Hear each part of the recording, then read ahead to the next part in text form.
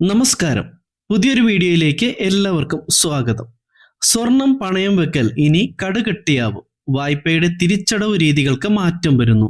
ഈ മാറ്റങ്ങൾ ഉടൻ നടപ്പിലാകും.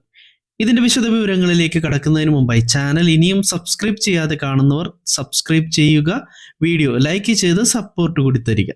ഏറ്റവും എളുപ്പത്തിൽ ലഭിക്കുന്ന വായ്പയാണ് സ്വർണ്ണ പണയ വായ്പ. രാജ്യത്തെ പൊതുമേഖലാ ബാങ്കുകൾ മുതൽ സ്വകാര്യ പണമിടപാട് സ്ഥാപനങ്ങൾ വരെ ഇത്തരത്തിൽ സ്വർണ്ണ പണയ വായ്പ നൽകുന്നുണ്ട്.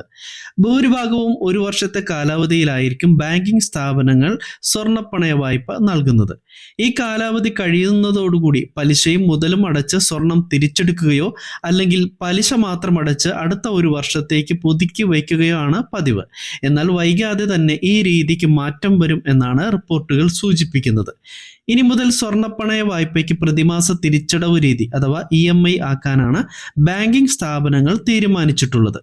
രാജ്യത്തെ പല ബാങ്കിംഗ് സ്ഥാപനങ്ങളും സ്വർണ്ണപ്പണയ വായ്പ നൽകുന്നതിൽ ചട്ടങ്ങൾ പാലിക്കുന്നില്ല എന്ന റിസർവ് ബാങ്കിന്റെ കണ്ടെത്തലിനെ തുടർന്നാണ് ബാങ്കിംഗ് സ്ഥാപനങ്ങൾ ഈ രീതി മാറ്റാനായി ഒരുങ്ങുന്നത്. രാജ്യത്ത് സ്വർണ്ണപ്പണയ വായ്പ കുത്തനെ ഉയർന്നതിലും റിസർവ് ബാങ്ക് നേരത്തെ ആശങ്ക പ്രകടിപ്പിച്ചിരുന്നു. ഈ പുതിയ രീതി നടപ്പിലാക്കുകയാണെങ്കിൽ മറ്റു വായ്പകൾ പോലെ തന്നെ പ്രതിമാസം നിശ്ചിത തുക അടയ്ക്കേണ്ട ടേം ലോണുകളായി സ്വർണ്ണപ്പണയ വായ്പകൾ മാറും. നിലവിലും ഈ സംവിധാനമുണ്ടെങ്കിലും മിക്ക ഇടപാടുകാരും അവസാന നിമിഷം പുതുക്കി വയ്ക്കുകയോ സ്വർണം തിരിച്ചെടുക്കുകയോ ആണ് ചെയ്യാറുള്ളത്. സ്വർണ്ണ വായ്പാ വിതരണത്തിൽ KYC ചട്ടം, ക്യാഷ് പരിധി, LTV നിബന്ധന, പരിശുദ്ധി പരിശോധന തുടങ്ങിയ ചട്ടങ്ങൾ പാലിക്കുന്നതിൽ പല ബാങ്കിംഗ് സ്ഥാപനങ്ങളും വീഴ്ച വരുത്തുന്നുണ്ട് എന്നാണ് റിസർവ് ബാങ്ക് വ്യക്തമാക്കുന്നത്.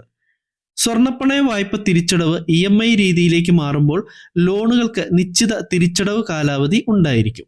3 വർഷം വരെ കാലാവധി നൽകാനായിരിക്കും സാധ്യതയുള്ളത്. ഈ കാലയളവിനുള്ളിൽ നിശ്ചിത തുക പ്രതിമാസം അടച്ച് ലോൺ തുക പൂർത്തീകരിക്കുവാൻ കഴിയുന്നതാണ്. എന്നാൽ ഈ രീതിയിലേക്ക് സ്വർണ്ണപ്പണയ വായ്പ രീതി മാറുമ്പോൾ EMI തുക പ്രതിമാസം തിരിച്ചടയ്ക്കാനുള്ള ശേഷി വായ്പ എടുക്കുന്നയാൾക്ക് ഉണ്ടോ എന്നുള്ള കാര്യം ബാങ്കുകൾ പരിശോധിക്കേണ്ടതായി വരും. അതായത് സ്വർണം പണയം വയ്ക്കുന്നതിന് പുറമെ ഉപഭോക്താവിന് നിശ്ചിത വരുമാനമുണ്ടോ എന്നുള്ള കാര്യത്തിൽ വ്യക്തത വരുത്തി ആയിരിക്കും ബാങ്കിംഗ് സ്ഥാപനങ്ങൾ ഇനി സ്വർണ്ണ പണയ വായ്പ നൽകാൻ സാധ്യതയുള്ളത്. ഇങ്ങനെയാണെങ്കിൽ സ്വർണം പണയം വെക്കൽ ഇനി കടുകട്ടിയാവും.